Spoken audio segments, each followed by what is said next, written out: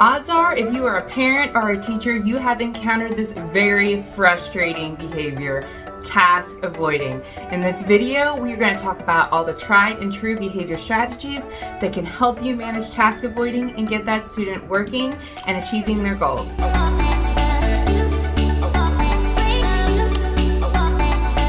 Hi, welcome back to my channel. My name is Rachel from the Behavior Check-In. I'm a behavior teach and coach in Florida, and today we are talking all about task avoiding behavior.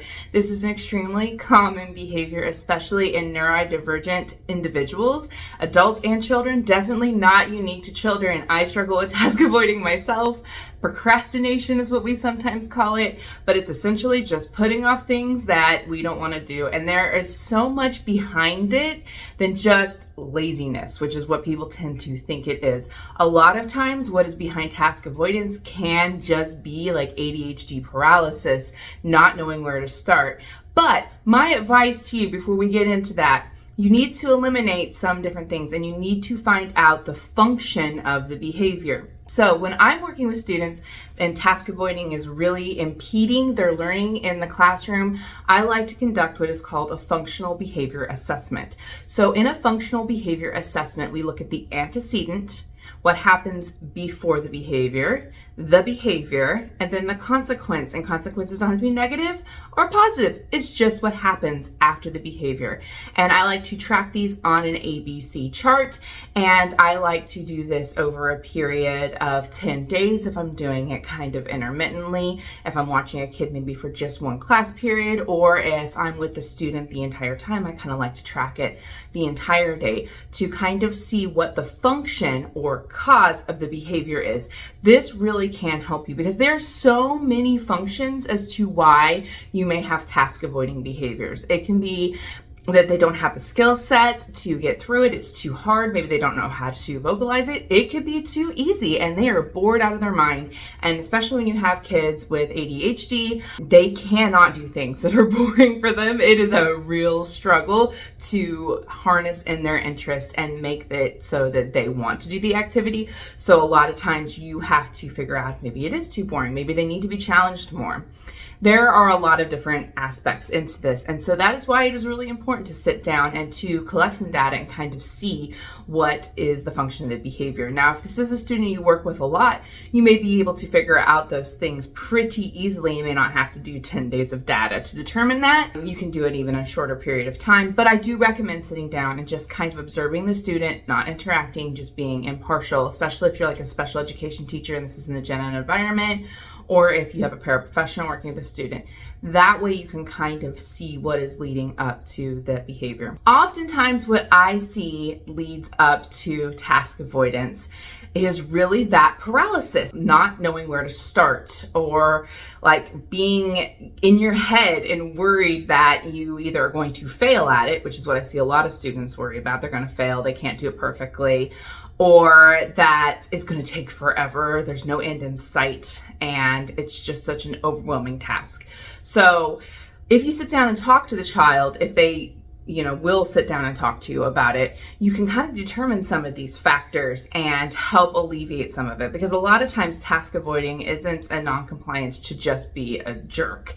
There is usually something that is behind it that the student needs help with, a lack skill, and having those conversations with that student can really help. So there are a few things that are really helpful in working with children who have ADHD and getting them to want to do things. And when I say ADHD, I'm just using that as an example, but this really does work with pretty much most brains across the board. But ADHD is where we see the majority of the students who struggle in these areas with task avoiding, procrastination, because it is in line with the disability. It is a manifestation of the disability.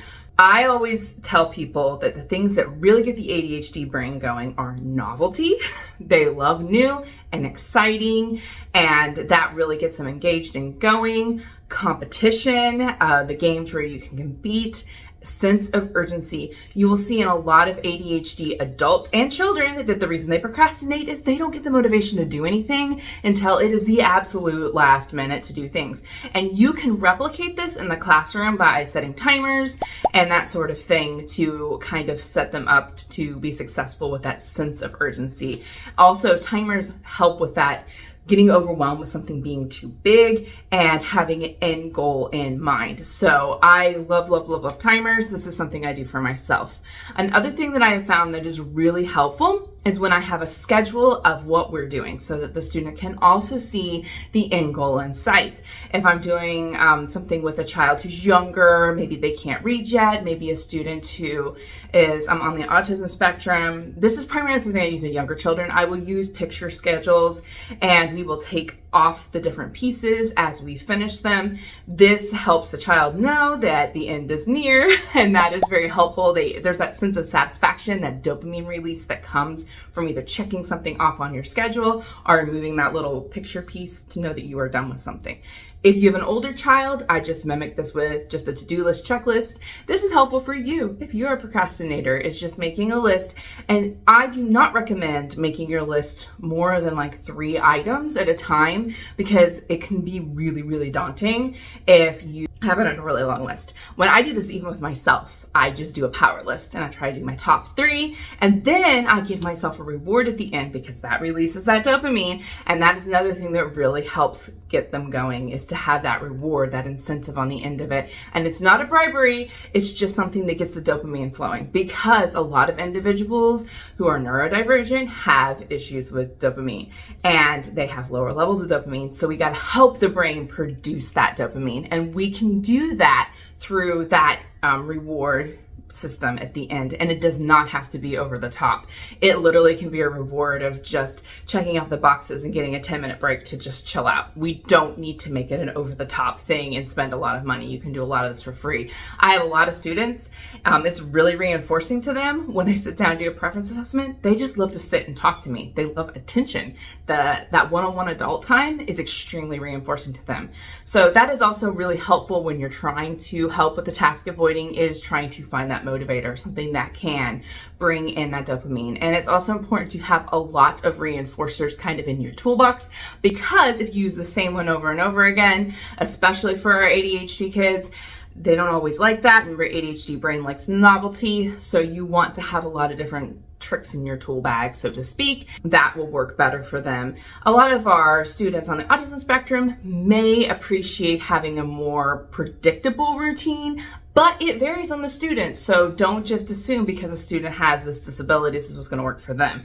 A lot of it is that trial and error. But I think making learning fun is a huge ticket and novel. One thing that I really love is using those Frixion pens. I've talked about them before. I'll link some down in my storefront. They are erasable pens. And in school, a lot of times, it's a big motivation because we are insisting that kids use pencils. Pencils are boring. They really are. Frixion pens come in bright colors, and here's the ticket: they are erasable, and they are something that's usually a commodity held to the teacher. So there's a lot of privilege on getting to be able to use something that belongs to the teacher, and getting to use a bright colored pen, and getting to use something that's erasable. There's that magic effect. And it's funny because I have taught the littles up to junior high, and they're all enamored with these Frixion pens. To be honest, I think they're really cool as an adult. I collect them. So the kids really like that. And my number one rule when we're using the pens is you can use them as long as you're doing your work. And because they are erasable, they can use them during math. And they love this. It just makes it more fun, and it's such a simple way to add some fun in there. Another thing is to incorporate movement. Children, especially our ADHD kids, they need a lot of movement to help them stay engaged and also to help them think and learn. I had one student that would get a lot of anxiety when he was reading, and one of his favorite things to do is I kept a little like sand bucket next to us, and he'd sit there and read and put one hand in the sand bucket. That helped keep him motivated. You know, sometimes it is just finding those interesting things that get them motivated and going. And that is some trial and error. And I really do encourage you to have those conversations, do those preference assessments with the students. A preference assessment is where you bring in a whole bunch of different items, different reinforcers.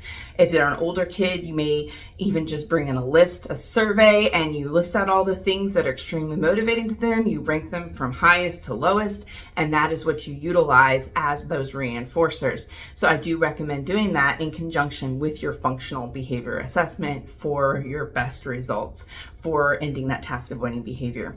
It's also really important to remember that it's okay to take breaks. I think oftentimes as an adult, we sit there and think the kids have to get it done, get it done, get it done, but they don't have the same regulation and attention regulation that adults do. We have to understand that. Rome is not built in a day. Brain development doesn't happen in a day. We have to understand a child's brain development, and breaks are important. We are not hurting them or teaching them to be lazy by allowing them to have those opportunities to sit back and have a break and take a brain break for themselves. I need that. And I think a lot of people forget that even as adults, we don't stay on a task 100% of the time. Honestly, if you had someone track your attention focus, you probably don't even stay on task 50% of the time. So sometimes we put these unrealistic expectations on children, and I think we need to reframe how we think about things. If we can move from things quickly and keep the activities quick, fast-paced, and novel, I think you're really going to help with your engagement. And also, don't be afraid to have fun. I just think that is the most important part as well. Additionally, something that is very helpful for individuals with autism, especially individuals with ADHD brain, is just buddying up with them and working alongside them. You don't even have to be doing anything with them. You would not believe how many students I just sat next to while they were doing their work, and me sharing space with them helped them get through their work. They needed that accountability buddy, if you will.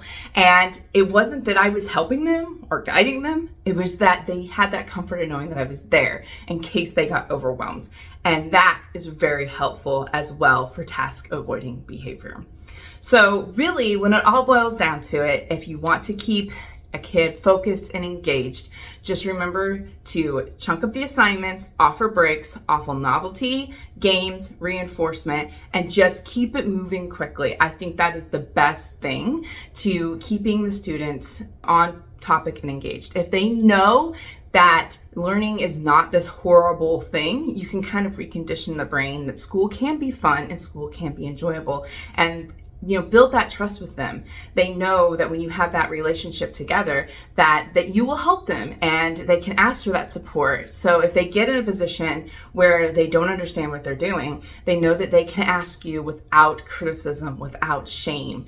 And I think that is really important as well when it comes to task avoiding behavior, because I know as a student, I sometimes would put off stuff because I was afraid of failure, and sometimes I didn't trust the adults I was there with. I was afraid they were going to shame me or call me stupid or even be passive aggressive towards me or think that I was being lazy or trying to get out of work because I didn't understand what I was doing. Don't just assume that a kid is being lazy or doesn't want to do work. Look at the need that is not being met and go ahead and try to address that.